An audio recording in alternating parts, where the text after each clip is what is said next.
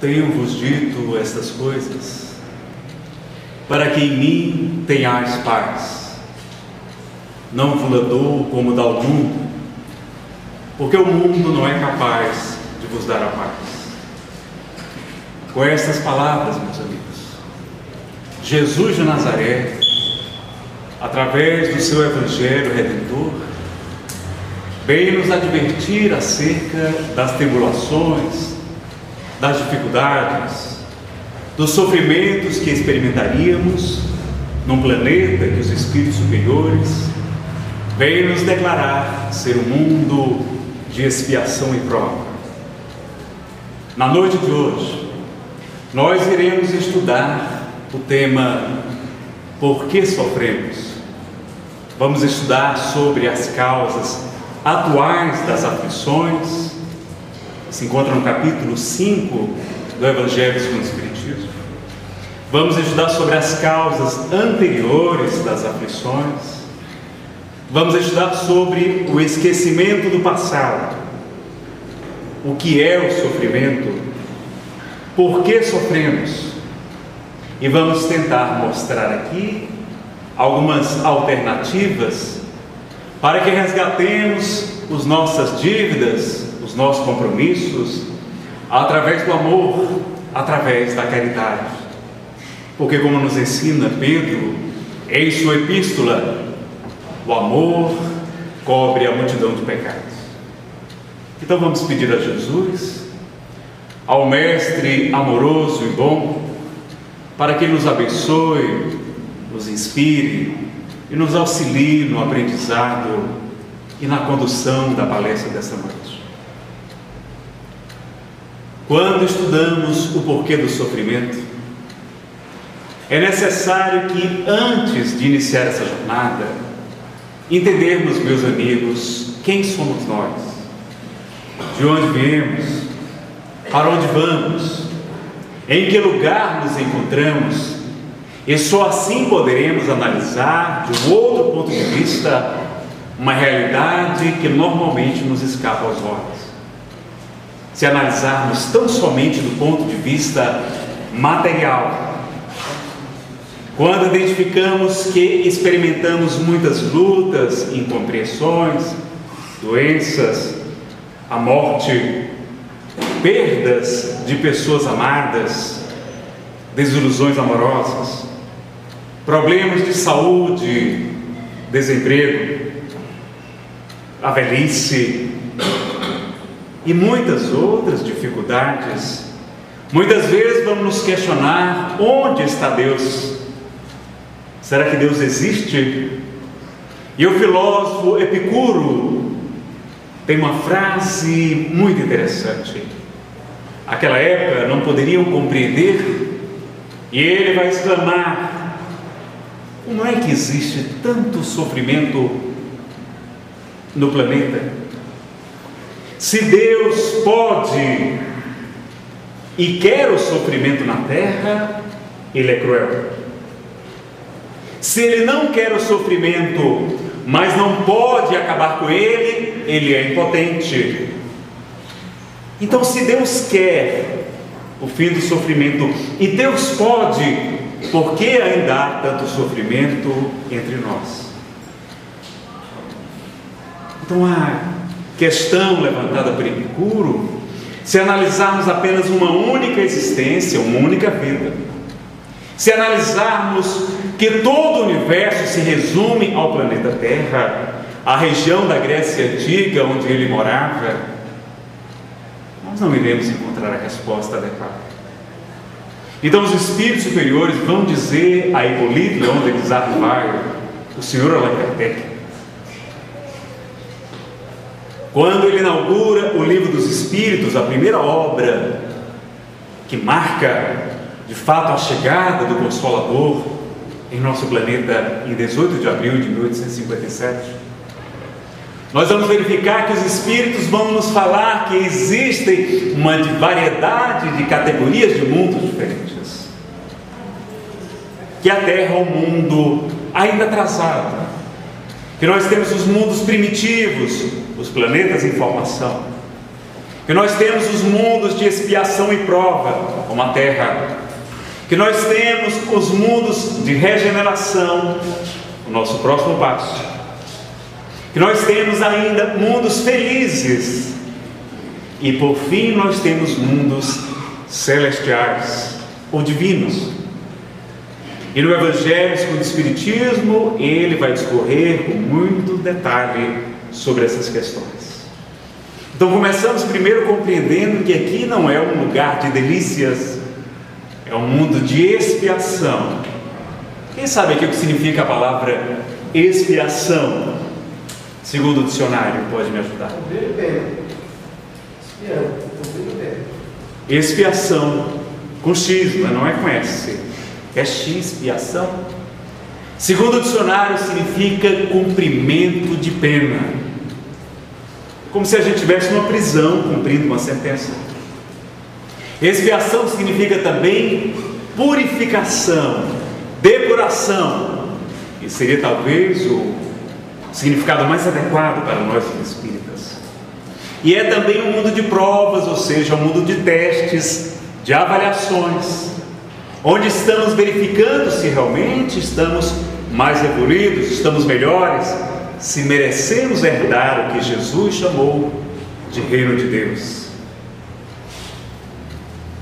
Então não é um lugar que encontraremos facilidades, não. Jesus de Nazaré foi muito claro, dizendo: no mundo tereis aflições, mas tende bom ânimo, eu venci o mundo. Então ele nos adverte, e quando estudamos que os espíritos evoluem, são criados simples e ignorantes, ou seja, sem nenhum conhecimento, e que eles vão estagiando nos diversos reinos, mineral, vegetal, animal. Estamos agora no reino diferente, o reino hominal da humanidade, e ainda se dirige ao reino da angelitude. Nós vamos verificar então que somos espíritos imperfeitos. É a palavra que os espíritos superiores utilizam para nos classificar. Simpática, né? Espíritos imperfeitos. Na linguagem comum a gente não diria isso, a gente diria: não vale nada. Mas nós somos imperfeitos, nós estamos vivendo um momento de imperfeição, porque como o próprio Cristo interroga, não está escrito vós sois deuses? Lembrando o Salmo 82 de Davi, que vai nos dizer: vós sois deuses e filhos do Altíssimo, todos vós. Então, ao mesmo tempo que estamos emboscados em um corpo material, somos filhos das estrelas, somos filhos de Deus. E vamos compreender então esse primeiro ponto: somos espíritos, não somos seres habitando um corpo de carne, não somos a matéria, somos uma essência espiritual.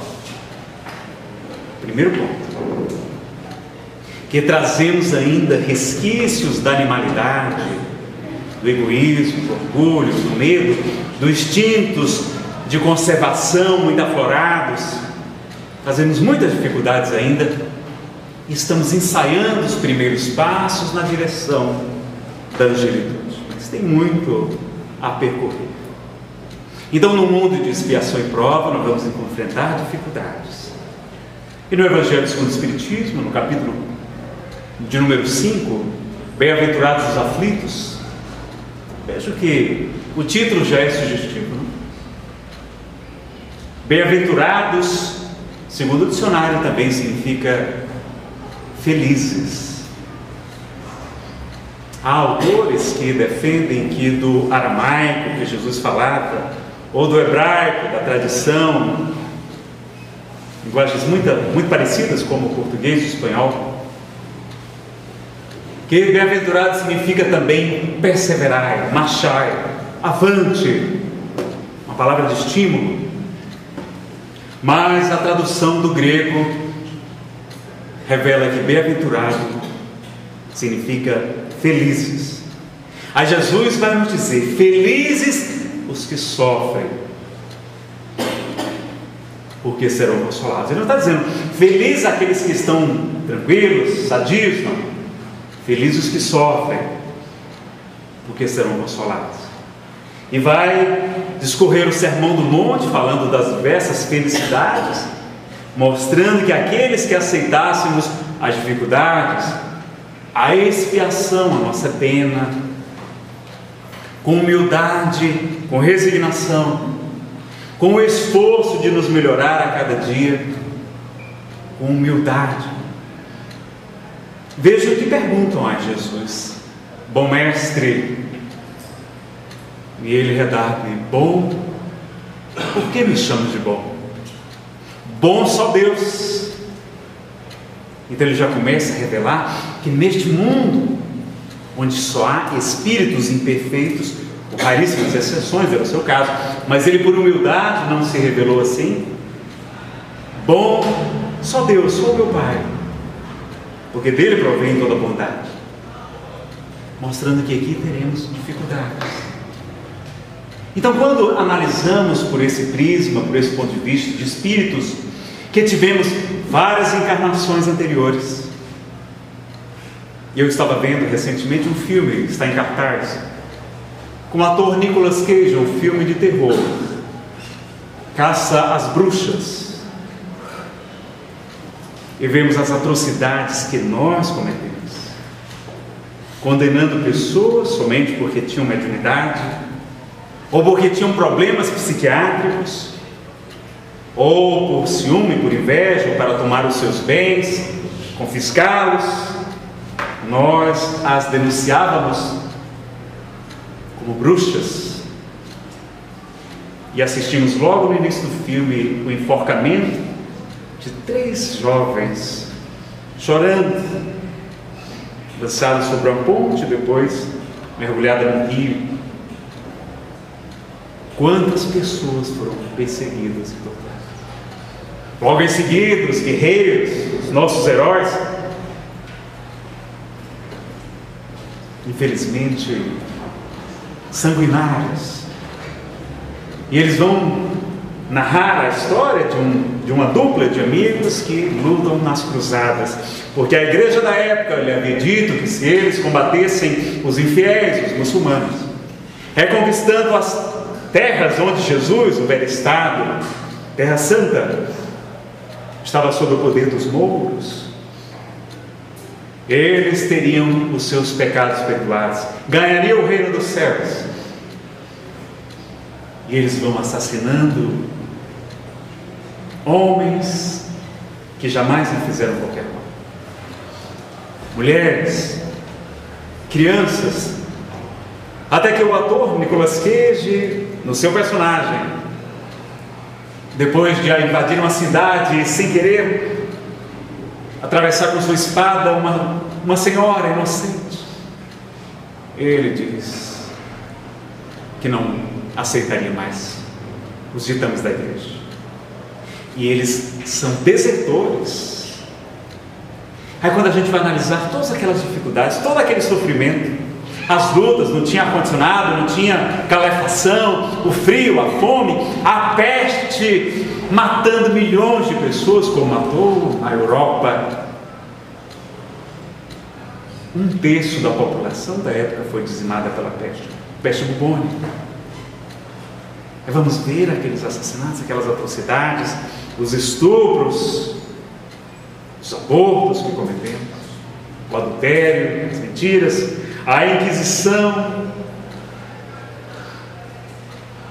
tantos e tantos problemas. Nós somos os mesmos espíritos de outrora, aqueles mesmos que um dia, para celebrar a aposentadoria de um dos maiores guerreiros do Império Romano,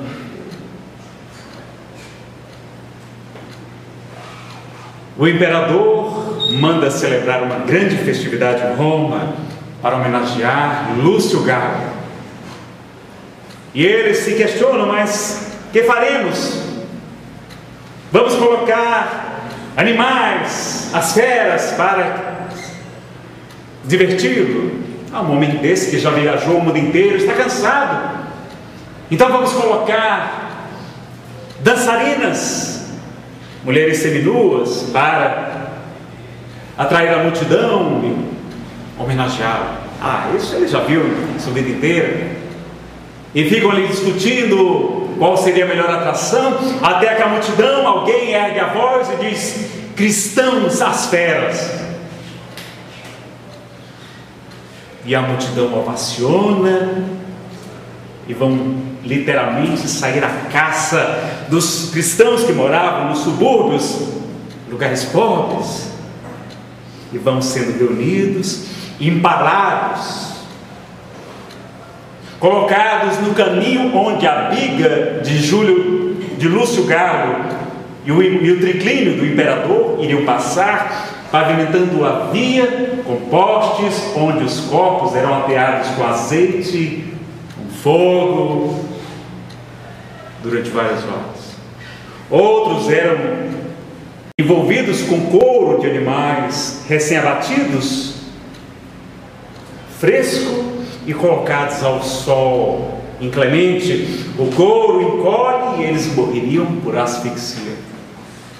Outros lançados às feras para a diversão do circo romano. Se nós somos aqueles mesmos espíritos que fizemos isso, o que poderemos esperar, meus amigos? Então a doutrina espírita vai nos falar que existem causas atuais das aflições, ou seja, da nossa incúria, Nazareno, eu não passei no concurso. Será que a gente estudou como deveria estudar?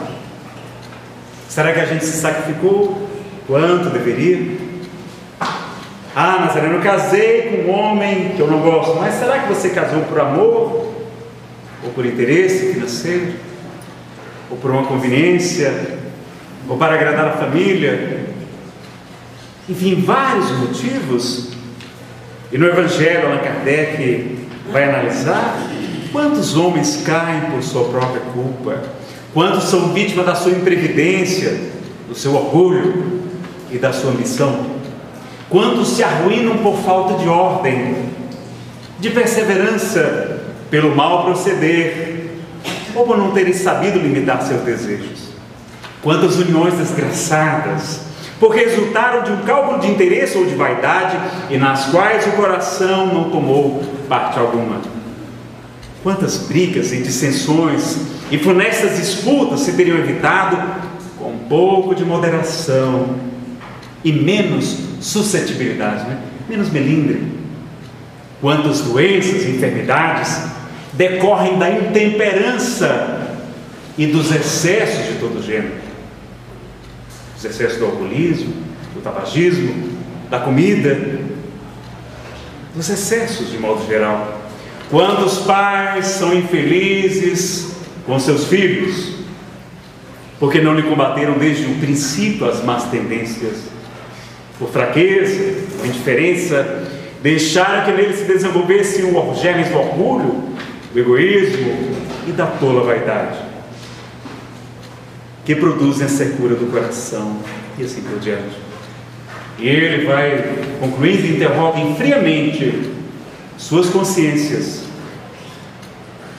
Todos os que são feridos no coração pelas vicissitudes, pelos problemas e decepções da vida, remontem passo a passo a origem dos males que os torturam e verifiquem se a mais das vezes não poderíamos dizer: se eu houvesse feito aquilo, ou se eu tivesse deixado de fazer aquilo outro, isso não aconteceria.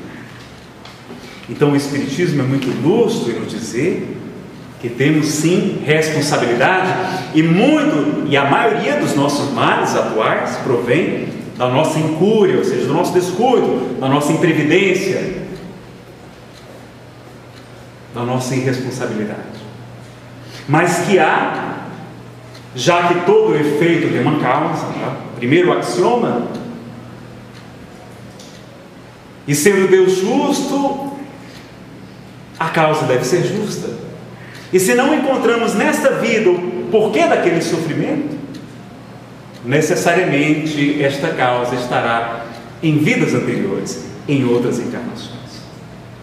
Nazareno quer dizer que todos os espíritos que estavam lá em Roma naquela época encarnaram são os mesmos? Não, meus amigos. Mas nós temos uma população muito maior, não é? Estamos caminhando já para os 7 bilhões de espíritos encarnados. E Allan Kardec vai estudar em O Livro dos Espíritos o fenômeno chamado transmigração das almas, ou seja, o nosso planeta tem recebido muitos espíritos de outras esferas, de outros locais, para aqui evoluírem, aprenderem, assim por diante. E nós vamos ter então 2 tipos de dificuldades: as expiações e as provas. E no item 9 do capítulo 5, não há crer, no entanto, que todo sofrimento suportado neste mundo revele a existência de uma determinada falta. Muitas vezes são simples provas, buscada pelo Espírito para concluir a sua depuração e ativar o seu progresso. Então, o que é que eles estão querendo dizer? Que muitas vezes nós já estamos numa boa condição e vamos, olha, eu quero passar uma encarnação aqui na Terra, e vamos ver que todos os emissários de Jesus, não nos limitamos tão somente àqueles do catolicismo, do cristianismo, mas do outro lado, do Oriente também, todos os missionários do Cristo experimentaram os sofrimentos. Ele próprio, o Espírito puro, que não precisava, experimenta a incompreensão, a perseguição, a calúnia, as chicotadas, o madeiro infamante e a cruz, a coroa de espinhos. E no momento em que está quase à morte, em que lhe é oferecido fel com vinagre e se acredita uma substância chamada mandrágora, um tipo de entorpecente que serviria para anestesiar a dor dos crucificados, Jesus não aceita. Ele faz questão de experimentar todo o sofrimento por amor a nós, por solidariedade. E todos os outros, Francisco, o Sol de Assis, Santa Teresa d'Ávila e tantos outros missionários, o próprio Francisco Cândido Xavier, experimentam muitas lutas e dificuldades. Então vejam que os romanos estavam realmente intrigados. Quem é este povo que vem narrando uma doutrina nova, que apregou o sofrimento, que homenageia um crucificado, que deixa a vida física em meio a 2 ladrões, que morrem cantando hosanas ao Senhor, que se entregam no martirológio cantando. Quem é esse mestre? E que doutrina é essa? Então Jesus vem realmente modificar todos os nossos parâmetros. Não são mais os deuses que buscavam satisfazer os nossos caprichos, as nossas vaidades, conquistar terras, povos, riquezas. Não, Jesus vem nos falar exatamente do contrário, e vai elogiar aqueles que suportam as vicissitudes do mundo sem murmurar, porque nós temos o bem sofrer e o mal sofrer também no Evangelho do Senhor Espiritismo. Se a gente vai experimentar, normalmente é uma expiação, sofrendo, murmurando, lamentando, rebelando-se contra Deus, aquilo não está nos aproveitando praticamente de nada. Mas se a gente ao contrário sofre com humildade, sabendo que somos aqueles mesmos espíritos de ontem. Um dia eu estava conversando com um médium, um amigo aqui em Brasília, estava me queixando de episódios de depressão que eu tenho desde criança. Melhorei 90% com o tratamento espiritual. E um dia eu estava romântico, né? Porque eu não digo mais que eu entro em depressão, eu fico romântico. Eu descobri que aqueles poetas românticos, aqueles músicos, compositores, artistas, eram todos depressivos. Só que naquele tempo ninguém sabia o que era aquilo direito, chamávamos melancolia, mas muitos eram depressivos. Então, quando eu estava num episódio de romantismo, eu fui conversar com esse médico e ele disse: meu filho, Eu estou vendo você aqui em uma outra encarnação. Vejo você vestido à romana, com os trajes de vermelho. Você foi um pretor naquela época e lavrou sentenças iníquas, condenou muitas pessoas à morte e ao sofrimento, a torturas, inclusive torturas psicológicas. Pessoas enlouqueceram por sua causa. E os bons espíritos estão me dizendo aqui que hoje você só não está internado no hospital psiquiátrico porque você já começou a trabalhar no bem. Começou. E a gente às vezes vai se queixar: ah, estou romântico, é a minha expiação, é a doença que muitas vezes nós aceitamos antes de reencarnar. Está lá na questão 258 do Livro dos Espíritos. Allan Kardec interroga se eles, os espíritos, antes de reencarnarem, se eles anteveem, se eles preveem as provas, porque vão passar aqui na Terra. Se a gente tem uma noção das principais provas que vamos enfrentar. E os espíritos dizem que sim, e nisto lhes consiste o livre-arbítrio. A gente teve o livre-arbítrio, mas no mundo espiritual, de uma consciência ampliada, com a assistência dos nossos benfeitores espirituais, nós tivemos a compreensão que era preferível reencarnar e esquecer o passado para o nosso próprio benefício, para nos libertarmos do remorso paralisante, da culpa que nos adoece e que permite a obsessão espiritual. É a principal tomada, é o principal plug para a obsessão. E aceitamos passar por aquela ou aquela outra prova em nosso próprio benefício. Então Chico Xavier dizia que Jesus é o bom pastor, e ele é. E a gente fica achando que bom pastor é só alguém que passa a mão na ovelha. Não, o bom pastor é aquele que tem um cajado, que conduz o rebanho com segurança, que não hesita em puxar a ovelha, que tem um cachorro fiel que ele lança ao encalço da ovelha, que ameaça desgarrar-se do rebanho e cair no desfiladeiro. Este é o bom pastor, que conduz o rebanho a salvo dos lobos e dos precipícios.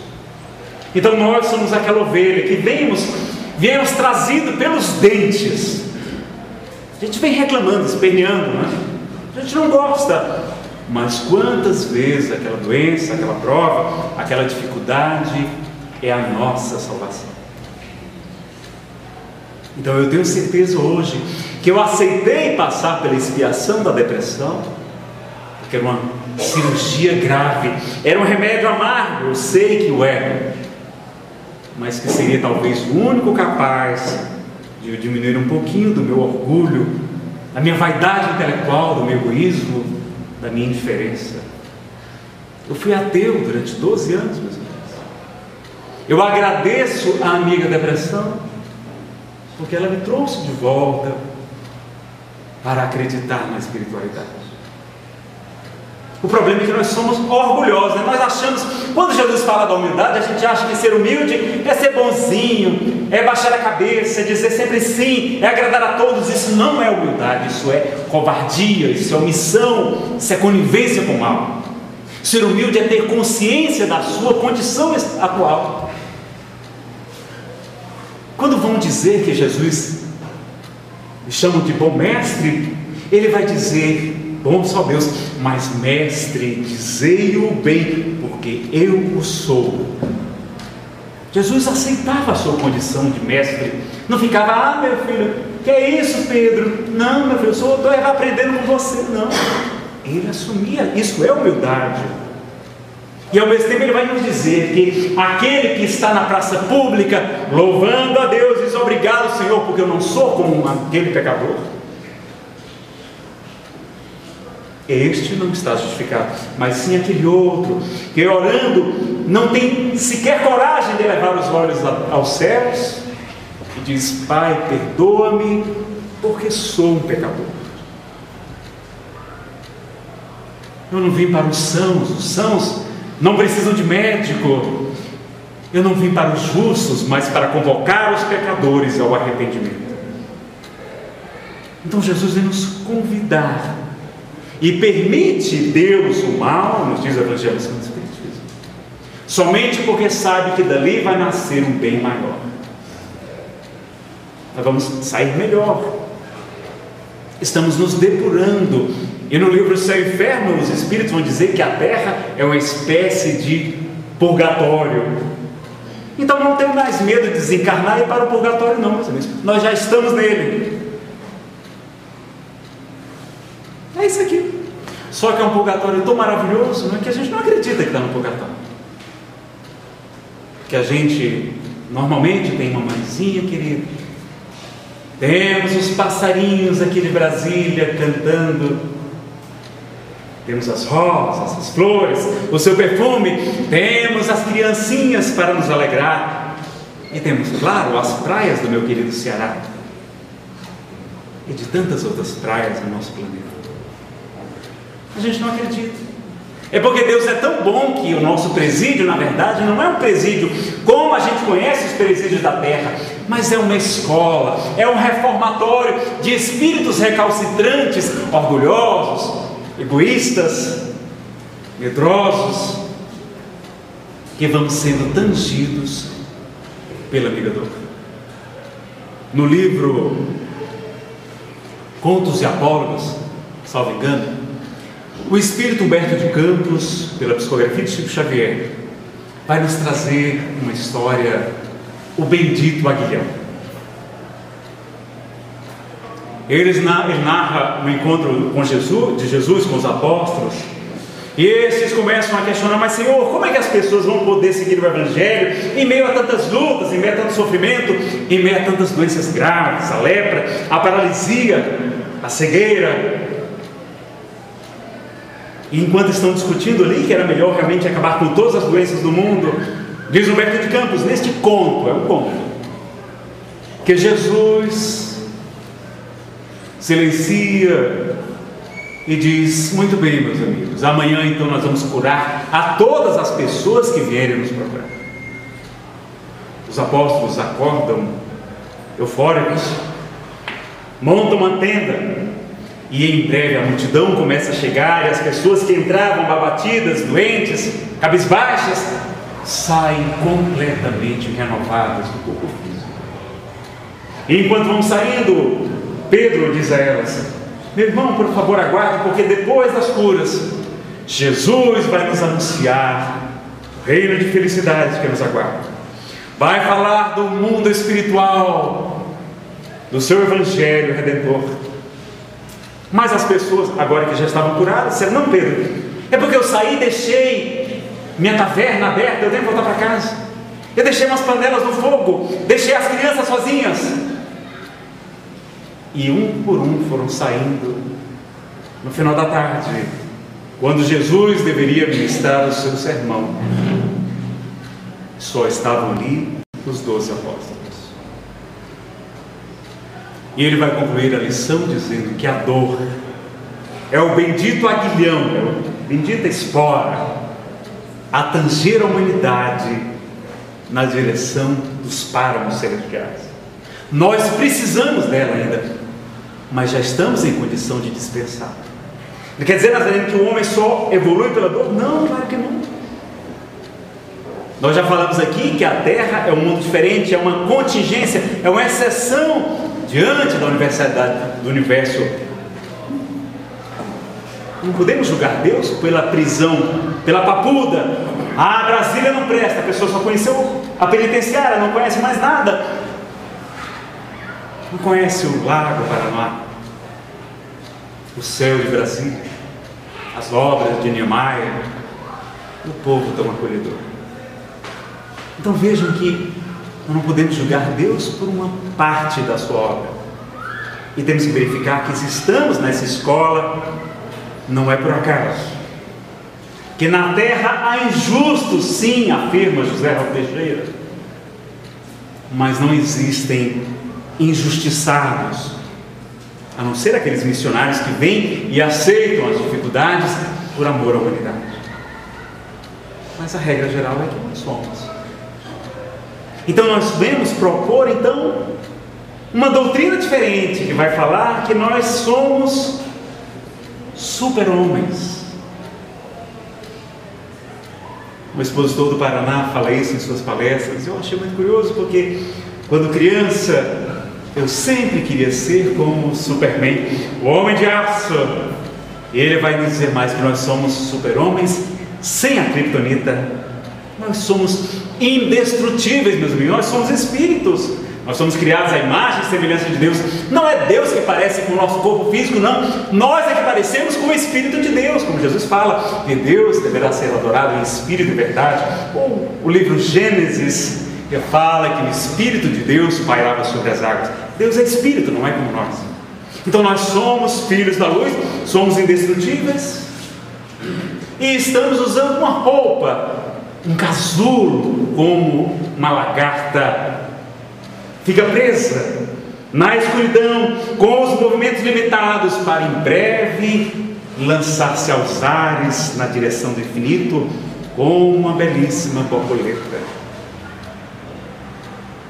Então é o corpo que nos priva, que nos limita. Muitas vezes reencarnamos com doenças, com limitações, com dificuldades, porque o próprio Mestre já nos disse: se teu olho é motivo de escândalo, arranca-o e lança-o para longe de ti, porque é preferível entrar na vida, ou seja, é preferível reencarnar sem olho, do que reencarnar com a saúde completa e ter o teu espírito condenado. Se tua mão é motivo de escândalo, arranca, porque é preferível entrar na vida sem a mão, do que ter o seu espírito condenado. E nós vamos compreender então que aquilo que chamamos corpo nada mais é que uma veste. Então, quando temos esses acidentes, essas tragédias coletivas, as expiações de grande monta, como estamos assistindo agora os nossos queridos irmãos, e como o Brasil tem chorado pelas enchentes no Rio de Janeiro, nós vamos verificar que eles apenas perderam a roupa, mas o seu espírito prossegue na imortalidade. Eles estão chegando como vitoriosos do lado de lá, porque cumpriram a sua pena, a sua missão. Muitos aceitaram e programaram aquela desencarnação para quitar seus débitos. Jesus nos fala: apressa-te para pagar o que deves, reconcilia-te com teu irmão enquanto estás a caminho com ele, para que ele não te leve ao juiz, o juiz te entregue ao ministro da justiça, porque ele te colocará na prisão e dali não saireis até que tenhas pago até o último centavo. Nazareno então quer dizer que Deus atinge a humanidade com os flagelos destruidores para quê? Allan Kardec pergunta isso.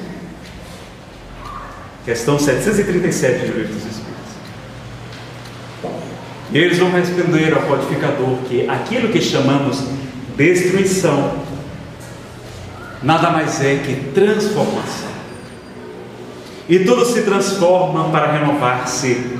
E através desses flagelos, Deus faz a humanidade avançar em pouco tempo, o que talvez levasse séculos para se suceder.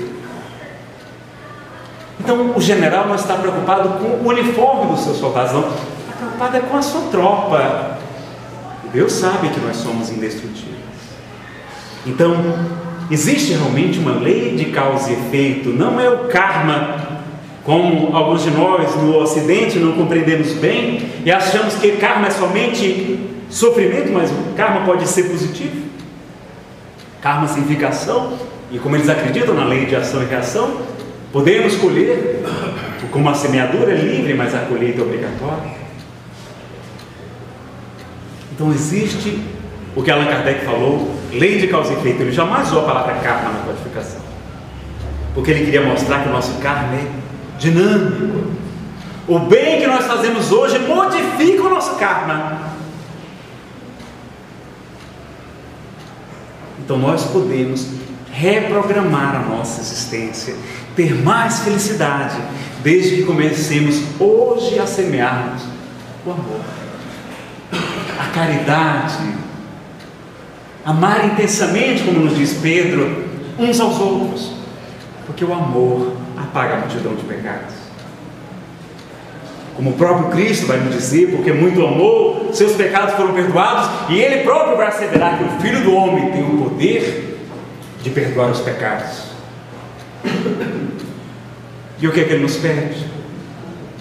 Ele nos pede para aceitarmos as nossas provas. Ele vai dizer: aquele que quiser vir após mim, renuncie-se a si mesmo, ou seja, esqueça um pouquinho de você, tome a sua cruz,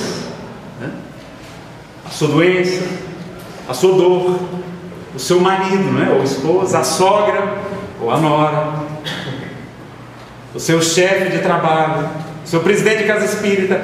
Tome a sua expiação coletiva, tome a sua cruz e segue. Ele não disse: me dê a sua cruz que eu vou carregar para você, não. Tome a sua cruz. Então a proposta do Cristo é diferente. E vamos ver que não existe somente um tipo de sofrimento. O sofrimento depende de nós. Naquele acidente, naquela fatalidade, naquele fenômeno da natureza das enchentes, claro que há os motivos humanos, as causas, porque o escândalo é necessário, mas ai daquele porque veio o escândalo, vai nos dizer Jesus. Mas vejam que alguns já estavam tão bem, estavam tão preparados, que certamente desencarnaram, apenas adormecendo e despertando no mundo espiritual, felizes porque resgataram aquele tempo. Enquanto que outros talvez estivessem sofrendo, sem compreender, lamentando a ausência temporária da família, a posse do corpo, da vida na carne. Então o sofrimento depende de como estamos e do nosso nível de consciência e de evolução espiritual. Jesus experimentou aquele sofrimento com serenidade, como Francisco de Assis vai pedir: Senhor, eu te peço 2 graças antes de minha morte, que eu possa sentir, Senhor, o quanto seja possível, todo o amor que tu experimentaste pela humanidade no momento da paixão. Eu te peço, Senhor, que eu possa sentir o quanto possível no corpo toda a dor que tu, Jesus, experimentou no momento do Calvário. E diz a tradição que naquele instante, no Monte Alverno, um serafim de 6 asas aparece diante de Francisco de Assis, com a imagem do crucificado por trás dele, e raios rasgam-lhe as carnes, a lateral, a cabeça, e ele vai experimentar as chagas do Cristo por amor a Jesus. Enquanto que nós estamos morrendo de medo de sofrer, de ter dificuldade, preocupados com a aposentadoria, com Alzheimer, com a velhice, e Francisco pedindo. Mas além quer dizer que aqueles tormentos voluntários são úteis? Não. O Evangelho vai nos dizer. Nós temos lá uma mensagem do Espírito Férreo sobre tormentos voluntários, no item 23 do capítulo 5, dizendo que seria muito mais útil se as pessoas estiverem ajudando os outros, em vez de se autoflagelar, se automartirizarem. Então nós vamos compreender que nós somos super-homens, que o corpo nada mais é que uma roupa, que a vida na terra, que nós nos apegamos tanto, nada mais é que uma temporada numa prisão, num reformatório. Que a nossa verdadeira casa é no mundo espiritual, não é aqui. O meu reino não é deste mundo. Vamos ver que o que chamamos doença muitas vezes é a nossa cura, é o nosso tratamento, é a nossa solução do espírito muitas vezes, que está drenando tóxicos. Claro que nós não vamos deixar de buscar os médicos, nem o tratamento espiritual, não, mas sabendo, como Chico Xavier dizia, que 50% da cura chama-se aceitação, e que os outros 50% da cura vem com o tempo. Metade é aceitar a nossa doença. Vamos ver que aquilo que chamamos morte, no Espiritismo não chama morte, significa liberdade. E aqueles que desencarnam antes dos entes queridos, nós devemos ficar felizes porque foram liberados da prisão antes de nós, não lamentar o seu retorno à verdadeira vida. E aquilo que chamamos de sofrimento muitas vezes significa crédito, significa reparação, significa libertação, significa como a gente no último mês depois de 15 anos pagando a prestação da casa própria, a gente chega lá e paga a última parcela. O alívio. O Evangelho vai nos dizer que por trás de toda prova rude, aquilo é quase sempre o indício do fim de um sofrimento, e é sempre um aperfeiçoamento para o espírito. Então aquela prova difícil, a gente dizer: meu Deus, dá-me forças, porque eu estou me quitando diante da vida. Porque Jesus vai nos dizer que até os fios de nossa cabeça, de cabelo, né? Na minha vai ser mais fácil de contar, estão contados. Então, meus amigos, não é por acaso que sofremos. Não é Deus que é injusto, não é Deus que não existe. Deus permite o mal, como o remédio amargo, como a gente que leva a criança para o cirurgião. Ela sofre, ela chora, mas o pai está lá velando e sabe que aquilo é o melhor para ela. E assim estamos aqui, num planeta hospital, no planeta UTI, no planeta escola, templo, mas não é o nosso lar. Nosso lar no mundo espiritual, tem até uma cidade espiritual chamada Nosso Lar. Então, Nazareno, nós vamos ver que há muitas doenças, muito sofrimento na terra, que temos até o esquecimento do passado como benefício para nós mesmos, começar uma nova vida, e não compreendemos o porquê. Mas vejam como nós somos, meus amigos. Nós achamos já que somos grande coisa, mas basta ter um blackout, faltar energia elétrica, basta a polícia fazer greve, que as pessoas saqueiam os supermercados, quebram as lojas, estupram as mulheres. Nós somos assim ainda, temos um verniz de civilização. Então vamos sendo conduzidos, e o Espiritismo vai nos falar que, Allan Kardec vai na questão 738, para a gente concluir, ele vai perguntar: mas será que Deus não tinha outros meios de fazer a humanidade progredir, que não os flagelos destruidores? E os Espíritos dizem: e os tem e os emprega todos os dias, mas o homem é que não aproveita a oportunidade de se elevar. E aí vai ser necessário esses chocolhões para a gente despertar. Então o Espiritismo vem falar que fora da caridade não há salvação. É a principal bandeira do Espiritismo. É a coisa mais importante. Aliás, foi a única que Jesus nos pediu. Quando ele fala que vai separar os cabritos das ovelhas, passar à esquerda, à direita, separar o joio do trigo, ele pede apenas uma coisa para nós, que todos nós podemos fazer hoje. O que foi que ele pediu, meus amigos? Tive fome, me deste de comer. Tive sede, me deste de beber. Estava nu e tu me vestiste. Estive preso ou enfermo e tu foste me visitar. Estava peregrino e tu me hospedaste. Ele pediu tão somente caridade. Não pediu para a gente virar santo, não pediu para ser médium, para dar passe, para ser doutrinador, ser presidente de casa espírita. Tudo isso é muito bom, mas pediu para sermos prioritariamente boas pessoas, lutarmos contra o egoísmo, que é a principal chaga da humanidade. É o vício mais radical, mais enraizado. Ele pediu só caridade. E os Espíritos vão nos acrescentar na questão 886 que caridade, como a entendia Jesus, era muito mais do que tão somente ajuda material, mas era também benevolência para com todos, ser bom para todos, para com bons e maus não julgar, não é? Para que não sejamos julgados. Indulgência para com as imperfeições alheias, dar um desconto para as imperfeições dos outros, e o perdão das ofensas. Perdoai para que Deus nos perdoe, pede-nos o perdão. É a caridade moral que o Espiritismo nos fala, a caridade da paciência, da benevolência, da humildade, de não falar mal das pessoas, de promover a vida.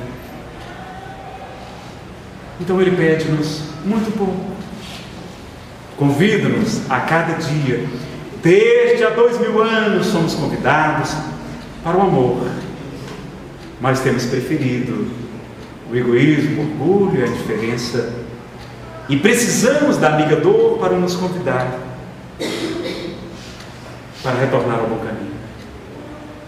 Então, quando estivermos aflitos e verificando a mensagem do poeta Castro Alves através de Francisco Cândido Xavier.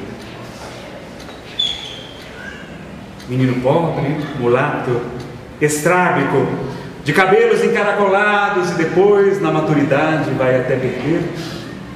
Com apenas 17 anos ele começa a psicografar. Poetas brasileiros e portugueses, mais de 40 poetas, e em pouco tempo ele vai fechar o primeiro livro, Parnaso de Alegria, para comprovar que os mortos estão de pé, que só existe vida e vida em abundância. E o espírito Castro Alves, que desencarna com 24 anos de idade, vítima da tuberculose e da depressão, ele vai dizer: marchemos. Há mistérios peregrinos nos mistérios do destino que nos mandam renascer. Da luz do Criador nascemos, múltiplas vidas vivemos, para a mesma luz volver.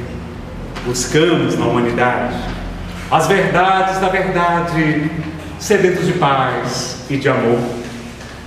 E em meio aos mortos-vivos, somos míseros cativos da iniquidade e da dor. É a luta eterna e bendita, em que o espírito se agita na trama da evolução.